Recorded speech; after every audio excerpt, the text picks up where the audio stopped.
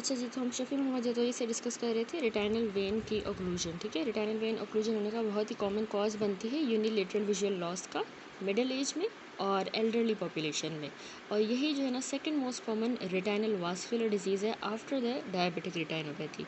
तो अब इसमें टाइप्स आ जाती हैं। एक तो सेंट्रल वेन की ओक्लूजन है CRVO, जिसमें स्केमिक टाइप होती है, दूसरी नॉन स्केमिक टाइप। ठीक है, इसके अलावा BRVO, HRVO, BRVO यानी ब्रांच रिटाइनल वेन ओक्लूजन, या फिर HRVO हेमी रिटाइनल वेन ओक्लूजन। तो इसमें पैथोजेनेसिस किस तरह होती है, क्या होता है कि जो सेंट्रल रिटाइनल वेन होती है और आर्टरी, ये पोजेस करते हैं कॉमन शीथ। इनके अराउंड एक ही शीथ होती है, कॉमन शीथ होती है पोस्टीरियर टू द लेमिना क्रिब्रोसा। ठीक है, लेमिना क्रिब्रोसा के पीछे से फिर उनको एक ही शीथ आ जाती है। तो इसीलिए जो एथेरोस्क्लेरोटिक चेंजेस होते हैं ना आर्टरी के, वो जब उसमें एथेरोस्क्लेरोसिस होगी तो वो कंप्रेस भी कर रही होगी सेंट्रल रिटाइनल वेन को, जिसके नतीजे में ओक्लूजन होती है। ठीक है, अब सिमिलरली रेटाइना में जो AV क्रॉसिंग होती है, आर्टीरियो वीनस क्रॉसिंग आर्टीरियल और वेन्यूल, वो भी शेयर कर रहे होते हैं कॉमन एडवेंटिशियल शीथ। ठीक है, उनमें एडवेंटिशियल शीथ एक ही होती है रेटाइना में। तो arteriosclerotic thickening branch retinal arteriole की कॉज करवा देगी कंप्रेशन वेन्यूल की एट दी AV क्रॉसिंग, जहाँ पे वो क्रॉस करती है, ऊपर भी हमने डिस्कस किया। तो फिर वहाँ पे जब क्रॉस करिए फिर उसको भी कंप्रेस करेगी, यही आर्टीरियो स्क्लेरोटिक थिकनिंग वेन को कंप्रेस कर रही है वेन्यूल को, तो उसके नतीजे में ऑक्लूजन हो जाएगी। ठीक है, तो इटियोलॉजी और प्रीडिस्पोजिंग फैक्टर्स पे आ जाते हैं रेटाइनल वेन के ऑक्लूजन के। कॉमन जो है इसमें वो है कि एज जो है बहुत ही कॉमन फैक्टर है इसका। 90% जो केसेस हैं वो 55 ईयर्स के अराउंड एज में होते हैं। दूसरा सिस्टेमिक हाइपरटेंशन, देखिए ये भी बहुत कॉमन कॉज है, प्रेजेंट करता है 2/3 ऑफ द BRVO केसेस। ठीक है, ब्रांच रेटाइनल वेन ऑक्लूजन में। इसके अलावा डायबिटीज़ मेलाइटिस भी 10% केसेस में प्रेजेंट होता है, और इंट्राओकुलर प्रेशर इनका रेज होता है कौन से में, CRVO में ज़्यादा कॉमन है, प्राइमरी ओपन एंगल ग्लोकोमा में। सेंट्रल रेटाइनल वेन ऑक्लूजन में भी प्राइमरी ओपन एंगल ग्लोकोमा होगा। ठीक है, इंट्राओकुलर प्रेशर बढ़ेगा। नंबर 5 है ड्रग्स। तो ओरल कॉन्ट्रासेप्टिव पिल्स जो है यंगर फीमेल पेशेंट्स में वो इसको प्री डिस्पोज करती है इस कंडीशन को। स्मोकिंग से भी ये रिस्क फैक्टर है, इसका प्री डिस्पोजिंग कंडीशन है, वो भी एसोसिएटेड होती है increase incidence of central retinal vein occlusion. ये इसमें बहुत ही कॉमन एटियोलॉजी या प्री डिस्पोजिंग फैक्टर होती है सेंट्रल रिटाइनल वेन ऑक्लूजन की। और कुछ अनकॉमन जो है उसमें आता है कि हाइपर विस्कोसिटी ऑफ ब्लड, जैसे ल्यूकीमिया में हो जाती है, पोलीसाइथीमिया में, तो उससे भी ये कंडीशन प्री डिस्पोज होती है। थ्रोम्बोफिलिक डिसऑर्डर्स में जैसे हाइपर होमोसिस्टिनीमिया, ठीक है, इसमें ये थ्रोम्बोफिलिक डिसऑर्डर है। इन्फ्लामेशन में ईल्स डिसीज़ जो है मैं आपको एक्सप्लेन कर चुकी हूँ, पेरीफ्लेबाइटिस। इसके अलावा सार्कोइडोसिस से भी ये कंडीशन होगी। और लोकल कॉजेज़ जो है उसमें orbital cellulitis, cavernous sinus thrombosis, ये प्री डिस्पोज करेगा सेंट्रल वेन की ऑक्लूजन। ठीक है, सेंट्रल रेटाइनल वेन। अब इन्वेस्टिगेशंस क्या करवानी होती हैं, हर एक जो केस होता है ना वेन के ओक्लूजन में, उसमें हमने फॉलोइंग इन्वेस्टिगेशंस कैरी करवानी होती है ताकि हमें कॉज का पता चले और हम प्रिवेंट करें इसी तरह का अटैक फेलो आई, दूसरी आई में। ठीक है, तो हम इमेजिंग कुछ करवाएंगे जिसमें FFA फंडस फ्लोरेसेंस एंजियोग्राफी, दूसरा optical coherence tomography. Blood pressure की मॉनिटरिंग लाजमी करनी होगी। लैब टेस्ट में आपने याद रखना है कि हम ब्लड में CBC और ESR करते हैं, blood sugar level fasting and random. Lipid profile भी चेक की जाती है, C रिएक्टिव प्रोटीन टेस्ट होता है, प्लाज्मा प्रोटीन इलेक्ट्रोफोरेसिस, और इसके अलावा ऑटो एंटीबॉडीज़ जिसमें ANA, anti-DNA और NCA anti neutrophilic cytoplasmic antibodies. ठीक है, NCA एंटीबॉडीज़, और renal function test, urea creatinine test. ठीक है, ये सारी इसमें इन्वेस्टिगेशंस हैं।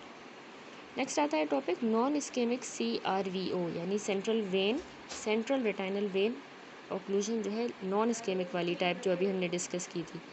तो उसको हम वीनस स्टेसिस रेटाइनोपैथी भी कहते हैं। इसमें जो क्लिनिकल फीचर्स है वो याद रखिएगा कि नॉन इस्केमिक CRVO बहुत ही कॉमन टाइप है और तकरीबन 75 to 80% में होती है। सिम्टम्स जो है इसमें सडन ऑनसेट का एक साइड में यानी unilateral pain loss vision loss होगा, सडनली हो रहा है, पेन लेस है और यूनिलेटरल लॉस ऑफ विजन होगा।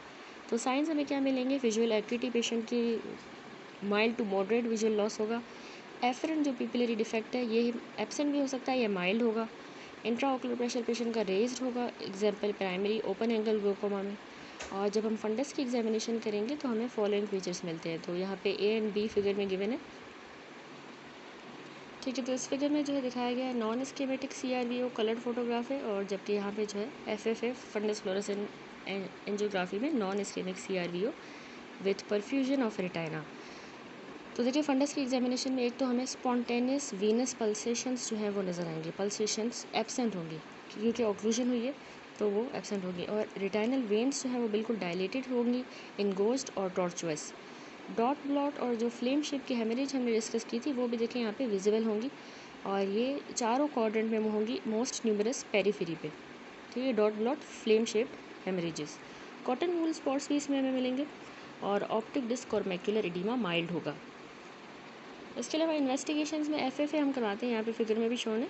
तो FFA फंडस फ्लोरेसेंट एंजियोग्राफी में हमें कैपिलरी परफ्यूजन मिलती है। ऑप्टिकल कोहेरेंस टोमोग्राफी में भी कुछ चेंजेस मिलेंगे जिसमें सीवियरिटी ऑफ मैक्यूलर एडिमा का पता चलेगा, और ये यूज़फुल होता है ताकि हम ट्रीटमेंट रिस्पॉन्स को असेस करें। ERG यानी इलेक्ट्रो रेटाइनोग्राम वो भी इसमें नॉर्मल मिलेगा। उसके बाद इन कॉम्प्लिकेशंस, तो ये कंडीशन आगे जाके CRVO से सिस्टोइड मैक्यूलर एडिमा जो है ये बहुत ही मेन कॉम्प्लिकेशन है जो आगे जाके होगी, और इसी की कन्वर्जन हो सकती है इस्केमिक टाइप के अंदर। 15% केसेस में ऐसा होता है विदिन 4 मंथ, एंड 30% में होता है विदिन 3 मंथ। विजुअल प्रोग्नोसिस की बात करें तो हेमरेजेस जो हैं 6 से 12 महीनों के अंदर रिजॉल्व कर जाते हैं, और जो उसमें हेमरेज हो रहे थे विजुअल प्रोग्नोसिस इसकी वैसे गुड है। Return of vision nearly normal हो जाता है तकरीबन 50% ऑफ द केसेस में। ठीक है, और लास्ट यही है कि विजुअल लॉस जो है बाकी केसेस में वो मेनली जो सिस्टोइड मैक्यूलर एडिमा डेवलप हो रही है उसकी वजह से विजुअल लॉस हो जाता है।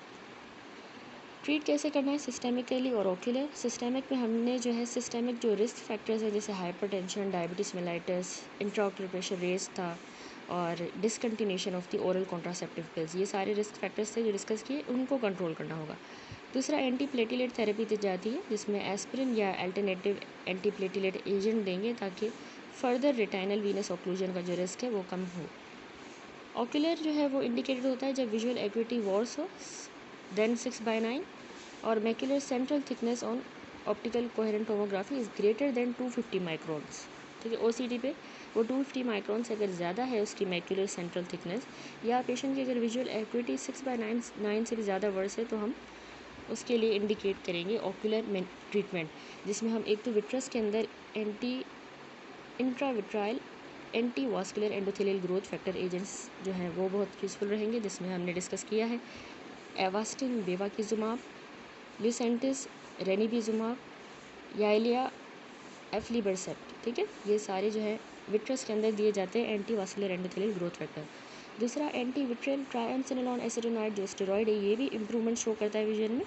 और नंबर थर्ड लेज़र फोटोकोएगुलेशन, याद रखिएगा इसमें इफेक्टिव नहीं होती to improve the vision non ischemic CRVO में। ठीक है, तो नॉन इस्केमिक के बाद दूसरी टाइप आती है ischaemic CRVO, central retinal vein occlusion.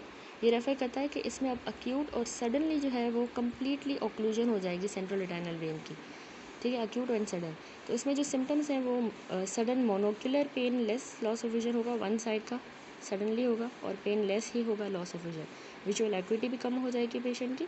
To counting fingers और हैंड मूवमेंट। ठीक है, विजुअल एक्यूटी हम चेक करते हैं जिसमें हम फिंगर्स भी जो काउंट करवाते हैं, तो वहाँ तक जो है इतनी ज़्यादा रिड्यूस होगी कि काउंटिंग फिंगर्स तक या फिर सिर्फ हैंड मूवमेंट ही सिर्फ पेशेंट को नज़र आएगी, बाकी उस पर नंबर्स वगैरह अल्फ़ाबेट्स नहीं विजिबल होंगे।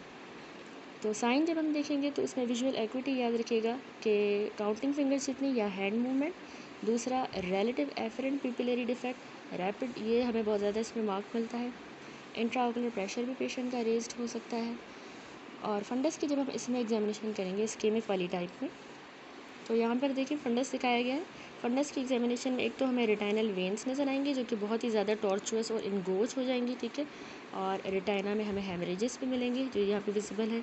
एक्सटेंसिव डीप ब्लॉट और फ्लेम शेप के हेमरेजेस होंगे चारों क्वाड्रेंट्स ऑफ द रेटाइना में, और पोस्टीरियर पोल में ऑलमोस्ट होल फंडस जो है वो फुल हो जाएगा हेमरेज के साथ, जो इसको टोमेटो स्प्लैश्ड अपीयरेंस देगा। बिल्कुल यहाँ पे ज़्यादा विजिबल है। ठीक है, ये हो रहा है इस्केमिक CRVO में। मैक्यूलर एरिया जो होगा वो भी हेमरेजेस से फुल होगा और बहुत ज़्यादा सीवियरली एडिमेटस नज़र आएगा। डिस्क एडिमा और हाइपरीमिया भी देखें बहुत ज़्यादा सीवियर है, disc oedema, hyperaemia. Cotton wool spots भी इसमें प्रेजेंट है। और इसके अलावा ब्रेक थ्रू विट्रस हेमरेज में भी इन सम केसेस। ठीक है, हेमरेजेस ब्रेक थ्रू। अब इन्वेस्टिगेशन उसमें क्या होनी है कि फंडस फ्लोरेसेंट एंजियोग्राफी में हमें इसमें बहुत ज़्यादा extensive area of capillary non perfusion मिलेगा क्योंकि इस्केमिक है, तो देखिए इसमें भी यहाँ पे दिखाया गया नॉन परफ्यूजन के ये सारे जो है इस्केमिक एरियाज़ हैं, ठीक है, ये FFA पे। और OCT जब होगी तो उसमें हमें मैक्यूलर एडिमा विजिबल होगा, इंट्रा या सब रेटाइनल फ्लूइड की प्रेजेंस मिलेगी मैक्यूलर एडिमा के साथ, ठीक है उसकी। और एपी रेटाइनल मेम्ब्रेन जो है और retinal atrophy long standing cases में हो जाएगी। OCT एंजियोग्राफी जब की जाएगी तो उसमें हमें FAZ जोन मिलेगा, यानी इनलार्ज फीवियल ए वास्कुलर जोन। जो फीविया है उसमें ए वास्कुलर जोन ज़्यादा बड़ा हो जाएगा इस्कीमिया की वजह से, और बहुत ज़्यादा इंक्रीज हमें पैराफोवुलर कैपिलरी नॉन परफ्यूजन भी मिलेगी। पैराफोवुलर वास्कुलर डेंसिटी भी इसमें डिक्रीज़ हो जाएगी। देन है ERG जो है उसमें हमें एम्पलीट्यूड जो है B वेव का रिड्यूस्ड मिलेगा, ठीक है। यहाँ पे जो है टेबल है जिसमें डिफरेंस गिवन है नॉन इस्केमिक और इस्केमिक CRVO का।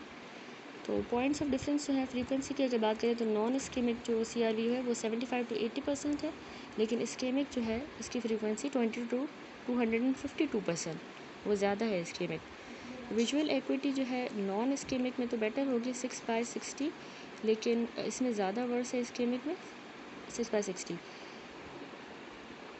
RAPD जो हम कर रहे थे रिलेटिव एफरेंट प्यूपिलरी डिफेक्ट जो हमें मिलेगा वो इसमें माइल्डली एब्सेंट होगा, लेकिन इस्केमिक वाले में बहुत ज़्यादा वो प्यूपिलरी डिफेक्ट होगा। विजुअल डिफेक्ट भी इसमें रेयर है, लेकिन कॉमनली इस्केमिक में प्रेजेंट होगा। फंडस के अपीयरेंस की बात करें तो less disc and macular oedema, haemorrhage, cotton wool spot ये इतने नहीं होंगे, और माइल्ड हमें वीनस टॉर्चुसिटी एंड डायलेशन भी मिलेगी। जबकि इस्केमिक में बहुत ज़्यादा डिस्क एंड मैक्यूलर एडिमा मिलेगा, हेमरेज, कॉटन वूल स्पॉट और severe venous tortuosity and dilatation. Then fundus fluorescein angiogram FFA, तो इसमें भी हमें less area of non perfusion मिलता है, less than 10 disc diameter area, जबकि इस्केमिक वाली में retinal capillary non perfusion 10 disc area से ज़्यादा होगा, ठीक है। ERG इलेक्ट्रो रिटाइनोग्राम ये बिल्कुल नॉर्मल ही मिलेगा हमें नॉन इस्केमिक में, लेकिन हमने देखा कि B वेव जो है उसका एम्पलीट्यूड हमें इस्केमिक वाली में रिड्यूस मिल रहा है। प्रोग्नोसिस क्या है नॉन इस्केमिक वाली की? अच्छी प्रोग्नोसिस है, लेस चांस होता है एंटीरियर सेगमेंट नियोवास्कुलराइजेशन का या नियोवास्कुलर ग्लोकोमा का भी लेस चांस है, जबकि इस्केमिक में पुअर प्रोग्नोसिस है और बहुत ज़्यादा हाई चांस होता है एंटीरियर सेगमेंट नियोवास्कुलराइजेशन एंड नियोवास्कुलर ग्लोकोमा का। तो नेक्स्ट आती है कॉम्प्लिकेशंस, ठीक है। इस्केमिक की हम डिस्कस कर रहे थे। इस्केमिक CRVO में जो है मैक्यूलर इस्कीमिया हो सकता है मैक्यूला का, और सिस्टोइड मैक्यूलर एडिमा तो डेवलप हो रहा था, लेकिन इसमें क्रॉनिक सिस्टोइड मैक्यूलर एडिमा होगा। नियोवास्कुलराइजेशन बहुत इंपॉर्टेंट है, जिसको हम रूबियोसिस आइरिडिस कहेंगे। ये नियोवास्कुलर ग्लोकोमा कॉज करवा देगा NVG तकरीबन more than 50% of the cases में, और ये 3 मंथ्स के अंदर होता है, ठीक है। 90 या 100 डेज़ का ग्लोकोमा हम इसको कहते हैं। तो ये असल में नियोवास्कुलर ग्लोकोमा होता है जो नियोवास्कुलराइजेशन की वजह से हो रहा है, और इसी की इस्केमिक CRVO की कॉम्प्लिकेशन है। नंबर 4 है ऑप्टिकल एट्रोफी, ये भी इसमें आगे जाके कॉम्प्लिकेशन हो सकती है। तो प्रोग्नोसिस इसकी तो वैसे बहुत ही ज़्यादा एक्सट्रीमली पुअर है, क्योंकि इसमें मैक्यूला का इस्कीमिया हो गया है। ट्रीटमेंट क्या है? हमने इसमें भी सिस्टेमिक और ऑक्यूलर ट्रीटमेंट देना है। सिस्टेमिकली सेम ही है नॉन इस्केमिक टाइप की तरह। ऑक्यूलर में क्योंकि मैक्यूलर एडिमा हुआ है तो वो भी मैक्यूलर एडिमा का भी सेम ही ट्रीटमेंट है। रूबियोसिस आइरिडिस जो नियोवास्कुलराइजेशन हो रही है उसको हम कैसे ट्रीट करेंगे? PRP करेंगे, पैन रेटाइनल फोटोकोगुलेशन, ये हम ऑल आइज़ में करेंगे विथ रूबियोसिस आइरिडिस जिनमें हो गया, ताकि नियोवास्कुलर ग्लोकोमा को प्रिवेंट किया जा सके, ठीक है। हमने देखा ना इसकी वजह से ग्लोकोमा हो रहा था। तो क्रायोथेरेपी की एप्लीकेशन भी हम करेंगे जब रिटाइनल व्यू हमें पॉसिबल नहीं है, क्योंकि हैज़ी मीडिया है ब्लरी, तो उसको सही करने के लिए हम रिटाइना को व्यू करने के लिए हम क्रायोथेरेपी एप्लीकेशन देते हैं। अब कुछ पैथोजेनिक फीचर्स होते हैं इस्केमिक CRVO के जो डिफ्रेंशिएट करते हैं इसको नॉन इस्केमिक CRVO के साथ। वो है कि हमें इसमें जो है रिलेटिव एफरेंट प्यूपिलरी डिफेक्ट मिलता है, ठीक है, उसकी प्रेजेंस मिलती है। दूसरा विजुअल फील्ड डिफेक्ट भी होगा, और reduced amplitude of B wave of electroretinogram, ये भी हमने अभी देखा कि B वेव जो है वैसे उसमें तो नॉन इस्केमिक में तो नॉर्मल था, लेकिन इसमें हमें D वेव रिड्यूस मिल रही है, ठीक है। तो ये पैथोग्नोमिक साइंस है इस्केमिक CRVO की। और लास्ट है रूबियोसिस आइरिडिस एंड नियोवास्कुलर ग्लोकोमा, जो कि 25% ऑफ द केसेस में होता है। नेक्स्ट है ब्रांच रेटाइनल वेन ऑक्लूजन, तो ये ज़्यादा कॉमन है बनस्पत सेंट्रल रेटाइनल वेन ऑक्लूजन के, और इसमें जो है डिफरेंट टाइप्स आ जाती हैं, ठीक है, लेकिन ब्रांच वाली ज़्यादा कॉमन होगी। तो इसमें जो मेन 2 टाइप्स हैं वो है क्वाड्रेंट वेन ऑक्लूजन, दूसरी है hemi retinal vein occlusion. Quadrant vein occlusion में जो मेजर ब्रांच है away from the disc AV crossing वाले रीजन में वो इसमें ऑक्लूड होगी क्वाड्रेंट में, और हेमी रेटाइनल वेन ऑक्लूजन में main branch vein disc margin पे ही ऑक्लूड होगी। तो इसकी जो फिगर है यहाँ पे गिवन है। अच्छा, इस फिगर में जो है क्वाड्रेंट वेन ऑक्लूजन दिखाई गई है, जिसमें जो है major branch away from the disc at AB crossing जो है ऑक्लूड होगी, और जबकि हेनरी रिटाइनल वेन ऑक्लूजन में मेन ब्रांच वेन ऑक्लूड हो जाएगी डिस्क के मार्जिन पे। अब दोनों में कुछ क्लिनिकल फीचर्स है, जिसमें एक तो इनमें जो है सडन ऑनसेट का ब्लर विजन हो जाता है। अगर सेंट्रल मैक्यूला इन्वॉल्व हो गया तो सडनली ब्लर विजन होगा, और विजुअल एक्विटी भी इसमें वेरिएबल है, डिपेंड करता है मैक्यूलर इन्वॉल्वमेंट कितनी हुई है तो उस हिसाब से विजुअल एक्विटी होगी। फंडस की जब हम एग्जामिनेशन करेंगे तो हमें इसमें देखें इडीमा भी विजिबल है, और हेमरेजेस जो है ना वो लिमिटेड हो गए retinal area drain by the affected vein, जिसको वो ड्रेन करिए वहाँ तक ही सिर्फ हेमरेजेस होंगे। और सेकेंडरी ग्लोकोमा भी रेयरली हो सकता है। प्रोग्नोसिस इसकी वैसे रीज़नेबली गुड होती है।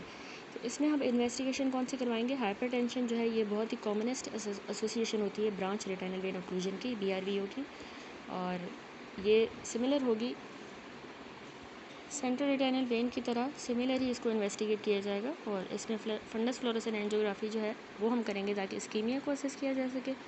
OCT ऑप्टिकल कोहेरेंस टोमोग्राफी से यूज़फुल रहेगा ताकि मैक्यूलर इडीमा डिमॉन्स्ट्रेट हो, जो कि कैरेक्टरिस्टिकली रिस्पेक्ट करेगा हॉरिजॉन्टल ग्राफे को। अब इसकी ब्रांच रिटाइनल वेन की भी कुछ कॉम्प्लिकेशंस है कि ये क्रोनिक मैक्यूलर इडीमा जो है बहुत ही कॉमन कॉज बनता है इसमें पुअर विजन का, और इसमें भी नियोवास्कुलराइजेशन 10% ऑफ केसेस में डेवलप होती है। ट्रीटमेंट यही है कि हम इसको जो है सबसे पहले ऑब्जर्वेशन, जब विजुअल एक्विटी 6/9 हो जाएगी या बेटर नो इंटरवेंशन जो है उसमें हमें रिक्वायर्ड नहीं होती, तो उस केस में जब इंटरवेंशन भी रिक्वायर्ड नहीं है, बिल्कुल 6/9 हो गई है विजुअल एक्विटी, तो हमें बस ऑब्जर्वेशन करनी होती है। इसके अलावा जब विजुअल एक्विटी 6/12 है तो उसमें हम फॉलोइंग ट्रीटमेंट इंडिकेट करते हैं। एक तो विट्रस के अंदर इंट्राविट्रियल एंटीवास्कुलर एंडोथेलियल ग्रोथ फैक्टर देंगे, ये इफेक्टिव रहता है, और वाइडली हम मैक्यूलर इडीमा के लिए यूज़ कर रहे हैं और नियोवास्कुलराइजेशन के लिए। इसमें हम लेज़र फोटोकोएगुलेशन करेंगे, जिसमें हमने ग्रिड पैटर्न पढ़ा था, वो हम मैक्यूलर इडीमा के लिए करेंगे जब मैक्यूलर परफ्यूजन जो है गुड होगी। और स्कैटर फोटोकोएगुलेशन नियोवास्कुलराइजेशन के करेंगे ताकि वो रिग्रेस हो जाए नियोवास्कुलराइजेशन। एंड लास्टली हम इंट्राविट्रियल स्टेरॉइड भी देते हैं, जैसे ट्राइएमसिनोलोन एसीटोनाइड, ये भी इफेक्टिव रहता है मैक्यूलर इडीमा के लिए। अच्छा, नेक्स्ट आता है टॉपिक रिटाइनल आर्टरी ऑक्लूजन। अब आर्टरी की ऑक्लूजन में भी डिफरेंट टाइप्स आ जाती हैं, CRAO, BRAO, central retinal artery occlusion, branch retinal artery occlusion, ciliary retinal artery occlusion. तो सेंट्रल रिटाइनल आर्टरी ऑक्लूजन जो है इसकी इटियोलॉजी इस तरह है कि थ्रोम्बोसिस हो जाती है एथेरोस्क्लेरोसिस की वजह से, लैमिना क्रिब्रोसा के लेवल पे ही हो रही है, ठीक है। तो यही इसमें बहुत ही कॉमन कॉज होता है थ्रोम्बोसिस का, जो 75% ऑफ द केसेस में इसकी वजह बनता है। दूसरा एम्बोलिज्म, किसी atherosclerotic plaque of the carotid artery से या एओर्टिक आर्क कार्डियक ओरिजिन का, ये 20% केसेस में एम्बोलिज्म की वजह से सेंट्रल रिटाइनल आर्टरी ऑक्लूजन होगी। तो अब डिफरेंट टाइप्स के एम्बोलाई होते हैं। एक तो कोलेस्ट्रॉल एम्बोलाई जो कि एथेरोमा से अराइज करेगा, कैरोटिड आर्टरी में ये ज़्यादा कॉमन है। प्लेटिलेट फिब्रिन एम्बोलाई भी, ये भी कैरोटिड आर्टरी एथेरोमा से अराइज करेगा। और कैल्सिफिक एम्बोलाई जो होते हैं ये कार्डिक वाल्व से अराइज करते हैं। इसमें एक तो इन्फ्लामेशन, रिटाइनल आर्टेराइटिस इसको कहेंगे, फॉर एग्जांपल जैसे जायंट सेल आर्टेराइटिस, तो उनसे कैल्सिफिक एम्बोलाई अराइज करता है। और दूसरा पेरी आर्टेराइटिस से, जो SLE में पोली आर्टेराइटिस नोडोसा या वेजिनल ग्रेनुलोमेटोसिस में होता है। दूसरा वेजोस्पाज्म, रिटाइनल माइग्रेन में जिस तरह वेजोस्पाज्म होता है। और तीसरा इंट्राओकुलर प्रेशर जब रेज हो, तो ये रिटाइनल सर्जरी की बात होता है, उसकी वजह से कैल्सिफिक एम्बोलाई अराइज कर सकते हैं। अब इसमें क्या होंगे क्लिनिकल फीचर्स? सिम्टम्स जो है वो मोनोक्यूलर सडन सिवियर किस्म का जो है, लेकिन पेन लेस जो है विजन लॉस होगा, ठीक है। पेन लेस है लेकिन सडनली हो रहा है, सिवियर हो रहा है, और एक साइड पे मोनोक्यूलर विजन लॉस हो रहा है क्योंकि आर्टरी की जो है ऑक्लूजन होती है। नंबर 2, अमौरोसिस फ्रैगस। अमौरोसिस फ्रैगस जो है ये कुछ जो केसेस होते हैं उनमें प्री मॉनिटरी एपिसोड्स आते हैं transient painless monocular loss of vision के, या उनमें जो है ब्लाइंडनेस भी हो सकती है, तो उसको हम कहते हैं अमौरोसिस फ्रैगस, ठीक है। यानी एक किस्म का ट्रांजिएंट जो विजुअल लॉस होता है ना, उसको एक्सप्लेन करने के लिए हम ये वर्ड यूज़ करते हैं अमौरोसिस फ्रैगस, जो सेंट्रल रिटाइनल आर्टरी के ऑक्लूजन में होता है। साइंस की बात करें तो इसमें पेशेंट की विजुअल एक्विटी जो है बहुत ज़्यादा प्रोफाउंड लॉस हो जाता है विजन का, यानी कि वो काउंटिंग फिंगर से लेकर परसेप्शन ऑफ लाइट तक आ जाएगा, ठीक है, 90% केसेस में। टिपिकली एफरेंट जो पिपिलरी डिफेक्ट है ये भी हमें इसमें ज़्यादा मिलेगा प्रोफाउंड, समटाइम्स टोटल एमोरोटिक पीपल हो जाएगा, ठीक है। ये एमावरोटिक पीपल क्या होता है कि इसमें ना ब्लाइंडनेस हो जाती है कम्प्लीटली एक आई में, और जिसकी वजह से पीपल भी जो है वो रिएक्ट नहीं करता टू लाइट। क्यों होता है? क्योंकि इसमें ऑप्टिक नर्व जो है वो कम्प्लीटली डैमेज हो जाती है, ठीक है। तो इसमें हमें ये एमावरोटिक पीपल मिलता है, जिसमें यानी एफरेंट पिपुलरी डिफेक्ट ज़्यादा है कभी कभार एमावरोटिक पीपल। फंडस की एग्जामिनेशन यहाँ पे देखिए फिगर में, तो हमें पेल वाइटिश अपीयरेंस मिलेगी रेटाइना की, क्योंकि रेटाइनल जो नर्व फाइबर्स हैं ना उनकी ओपेसिफिकेशन हो गई है, और गैंग्लियन सेल लेयर की भी, as a result of cessation of axoplasmic transport, ठीक है। एक्सोप्लाज्मिक जो ट्रांसपोर्ट है एक्सोप्लाज्मिक, वो बिल्कुल सेसेट हो गया, ख़त्म हो गया है। जो क्यों हुआ है? क्योंकि अक्यूट इस्कीमिक इंसल्ट की वजह से, इस्कीमिक इंसल्ट हुई है, इस्कीमिया हो गई है, तो उसकी वजह से एक्सोप्लाज्मिक ट्रांसपोर्ट ख़त्म हो गया, जिसकी वजह से रिटाइनल नर्व फाइबर लेयर की ओपेसिफिकेशन और गैंग्लियन सेल लेयर की ओपेसिफिकेशन हुई है। इसीलिए हमें फंडस वाइटिश अपीयरेंस का और पेल नज़र आता है। चेरी रेड स्पॉट याद रखिएगा, यहाँ पे विजिबल भी है फिगर में। ये जो है ना orange cherry red spot, orange reflex, ये हमें सेंटर ऑफ द मैक्यूला में नज़र आता है, क्योंकि वास्कुलर कोरोइड शाइनिंग की वजह से through the thin retina thin हो गई है फीवियोलर रीजन में, तो वहाँ से वास्कुलर कोरोइड शाइन कर रहा है, इसकी वजह से हमें ये ऑरेंज रिफ्लेक्स मिलता है, जिसको हम चेरी रेड स्पॉट कह रहे हैं, ठीक है। In contrast to the surrounding opacified retina, surrounding में फिर ओपेसिफाइड होगी, यहाँ पे ये चेरी रेड स्पॉट है। इसके अलावा बहुत ज़्यादा मार्क नैरोइंग हो जाएगी रिटाइनल वेसल्स की फंडोस्कोपी पे, ठीक है। फंडस एग्जामिनेशन में नैरो होंगी वेसल्स, और माइल्ड नैरोइंग रिटाइनल वेन्स की भी होगी। कैटल ट्रैकिंग बहुत इंपॉर्टेंट है, यानी कि स्लजिंग और सेगमेंटेशन कॉलम्स हमें नजर आएंगे रिटाइनल वेन्स की, ठीक है। सेगमेंटेड से ब्रेक की तरह कैटल ट्रैकिंग उसको कहते हैं, ठीक है। और टिपिकली जो रिटाइनल ओपेसिफिकेशन है ये खुद ही जो है 4 से 6 हफ्तों के पीरियड्स में रिजॉल्व कर जाती है, ओपेसिफिकेशन जो हुई है। और इसके अलावा पेटेंट सीलियो रिटाइनल आर्टरी जो सप्लाई करती है सम या ऑल ऑफ द पेपिलोमैक्युलर बंडल, ठीक है। पेटेंट सीलियो रिटाइनल आर्टरी जो है वो सप्लाई करेगी सम या ऑल ऑफ द पेपिलोमैक्युलर बंडल को। ये हमें अप्रॉक्सीमेटली 1/3 ऑफ द केसेस में विजिबल होती है। यहाँ फिगर में भी देखें दिखाई गई है ये पेटेंट सीलियो रिटाइनल आर्टरी जो मैक्युलर एरिया को सप्लाई कर रही है, और यहाँ पे जो है बाकी ओपेक रिटाइना है जो कि सेंट्रल रिटाइनल आर्टरी ओक्लूजन की वजह से हो गया है।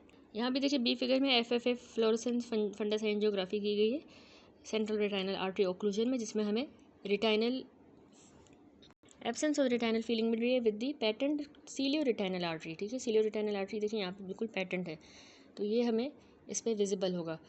और याद रखिएगा कि रिटाइनल इम्बोला जो है वो भी 20 to 40% आइज़ में हमें नज़र आएंगे, विजिबल होंगे। एट्रोफिक चेंजेस जो है वो कुछ हफ्तों के बाद होते हैं, एडिमा सबसाइड कर जाएगा और एट्रोफिक चेंजेस हो जाएंगे, ठीक है। तो उसमें जो आर्टरीज होती है ना वो धागे की तरह थ्रेड लाइक हो जाएंगी, और ऑप्टिक की भी जो है एट्रोफी हो जाएगी, ठीक है। अब इन्वेस्टिगेशंस क्या करवानी होती हैं, तो ऑप्टिकल कोहेरेंस टोमोग्राफी में हमें एम्बोलिक प्लैक नज़र आएगा, हमने कहा एम्बोलाई नज़र आएगा, तो वो भी हमें ऑप्टिक नर्व के हेड में एम्बोलिक प्लैक ओसीटी के थ्रू विजिबल होगा, ठीक है। और इसके अलावा फ्लोरेसेंस फंडस एंजियोग्राफी में हमें डिले मिलेगा आर्टीरियल फिलिंग में भी, और masking of the choroidal fluorescence due to retinal oedema हो गया, तो उसकी वजह से कोरोइडल फ्लोरेसेंस हमें नज़र नहीं आएगा, मास्क हो जाएगा, और आर्टीरियल फिलिंग भी डिले होगी। और ईआरजी में हमें डिमिनिश्ड बी वेव नहीं मिलेगी। प्रोग्नोसिस क्या होती है, ये रिलेटेड है कॉज ऑफ ऑब्स्ट्रक्शन क्या था, डिग्री कितनी ऑब्स्ट्रक्शन हुई है, और length of time period occlusion जितना उसने परसिस्ट किया है। इरिवर्सिबल अगर डैमेज हो जाए न्यूरल टिश्यू को, तो ये सिर्फ 90 मिनट्स के बाद होता है, ठीक है। 90 मिनट्स के बाद बिल्कुल इरिवर्सिबल डैमेज हो जाता है टिश्यू को। अब कॉम्प्लिकेशंस पे आ जाए, सेंट्रल रिटाइनल आर्टरी ओक्लूड हुई है तो आगे जाके उसमें नियोवास्कुलराइजेशन हो सकती है, नियोवास्कुलराइजेशन सेम ग्लोकोमा भी हो सकता है, और ऑप्टिक की एट्रोफी। ट्रीट कैसे करना है, रिटाइनल आर्टरी की ओक्लूजन हुई है तो ये एक ओक्यूलर इमरजेंसी है, जिसको हम रैपिडली इंस्टिगेट ट्रीटमेंट जो है उसको प्रिवेंट कर सकता है इरिवर्सिबल लॉस ऑफ विजन को, ठीक है। तो ट्रीट करने के हम अफेक्टेड आई को तकरीबन 24 घंटों के अंदर करना होता है ऑफ द प्रेजेंटेशन, और प्रोटेक्ट करना है दूसरी भी आई को by the treating the underline cause को सही करेंगे तो दूसरी आई को भी हम एक तरह से प्रोटेक्ट कर रहे हैं। ट्रीटमेंट जो है हमने डायरेक्ट करना है, एक तो जो स्पाजम हो गया वेसल का उसको रिलीव करना है, जो इम्बोलाई डिसलॉज हो गया है और उसको इम्बोलाई को डिसलॉज भी करना है और डिसइंटीग्रेट करना है।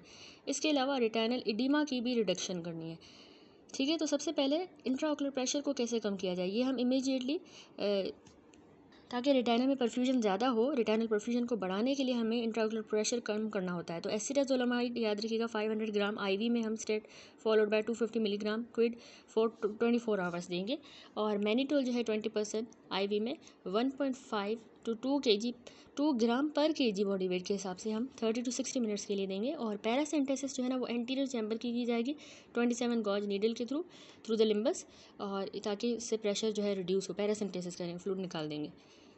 इंट्राओकुलर प्रेशर के बाद जो है ट्रीटमेंट में होता है कि हमने ओकुलर मसाज, देखिए डिजिटल मसाज जो है फिंगर्स की मदद से ग्लोब के ऊपर ओवर द क्लोज्ड आईलिड जो है बंद आंखों पे की जाती है 15 से 20 मिनट तक, ताकि जो इम्बोला है वो डिस्लोज हो जाए और इंट्राओकुलर प्रेशर कम हो। तीसरा हम ट्रीटमेंट ना सबलिंगुअल आइसोसोर्बाइड डायनाइट्रेट देते हैं ताकि सर्कुलेशन ज़्यादा हो। ठीक है, सबलिंगुअली दिया जाता है, सर्कुलेशन ज़्यादा हो और इम्बोला भी डिस्लोज हो जाए, कैसे कि वेसल को डायलेट करेगा। तो इसका डोज जो है वो 10 मिलीग्राम होता है। उसके बाद है ब्रीदिंग हाई ऑक्सीजन। मिक्सचर होता है 95% ऑक्सीजन का और 5% कार्बन डाइऑक्साइड का। ये वेजोस्पाज्म को रिलीव करने के लिए हम देते हैं। मिथाइल प्रेडनिसोलोन जो है 1 ग्राम इंट्रावीनस देंगे ताकि रिटेनल इडीमा जो है वो रिड्यूस हो मिथाइल प्रेडनिसोलोन से। और इसके अलावा ट्रांसल्यूमिनल ND/YAG लेज़र किया जाता है, एम्बोलाइसिस या एम्बेलेक्टोमी जिसको कहेंगे। ये एडवोकेट करेंगे जब ऑक्लूडिंग एम्बोला हमें विजिबली नज़र आ रहा होगा तो हम ये लेज़र करेंगे। तो इसमें 0.5 से 10 मिली जॉल्स के शॉट होंगे या उससे भी ज़्यादा हम अप्लाई करते हैं डायरेक्टली उस एम्बोलस पे, और एम्बोलस जो है वो इजेक्ट किया जाएगा into the vitreous via a hole in the artery. ठीक है, आर्टरी में होल करके एम्बोलस को इजेक्ट किया जाएगा। ठीक है, दैट्स इट। उसके बाद आता है अगला टॉपिक जो कि branch retinal artery occlusion BRAO। ये अब 38% जो कॉजेज़ होते हैं अक्यूट रिटाइनल आर्टरी ऑब्स्ट्रक्शन के वो BRAO होते हैं। ठीक है, मोस्ट कॉमनली ज़्यादातर इम्बोलस की वजह से होता है जो कि हमें विजिबल भी होगा क्लिनिकली। तो इसमें जो क्लिनिकल फीचर्स है वो सडनली ऑनसेट का पेन लेस, याद रखिएगा, एल्टीट्यूडिनल या सेक्टोरल विजुअल फील्ड लॉस होगा। ठीक है, किसी सेक्टर में या एल्टीट्यूडिनल विजुअल लॉस हो रहा है, सडन ऑनसेट का है और पेन लेस है। तो इसमें जो है इसके अलावा हमें विजुअल एक्यूटी भी जो है पेशेंट की वेरिएबल होगी, RAPD भी प्रेजेंट होगा, रिलेटिव एफरेंट पिपिलरी ब्लॉक। ठीक है, ये भी हमें मिलेगा। फंडस की जब देखिए एग्जामिनेशन करेंगे इसमें ब्रांच वाली टाइप में, तो रिटाइना डिस्टल टू द ओक्लूजन जो है, इस ओक्लूजन से नीचे जो रिटाइना है वो हमें क्लाउडी नज़र आएगी और वाइट एडिमेटस सी। यहाँ फिगर देखें तो ये हमारे पास ओपेक सी रिटाइना है और ये ओक्लूडेड वेसल है, तो क्लाउडी वाइट एडिमेटस रिटाइना नज़र आएगी। एटीनुएशन हो जाएगी आर्टरीज़ की और वेंस की। और इन्वेस्टिगेशंस क्या करवानी होती है कि इसमें हमें विजुअल फील्ड की टेस्टिंग कंफर्म करेगी डिफेक्ट को विजुअल फील्ड से।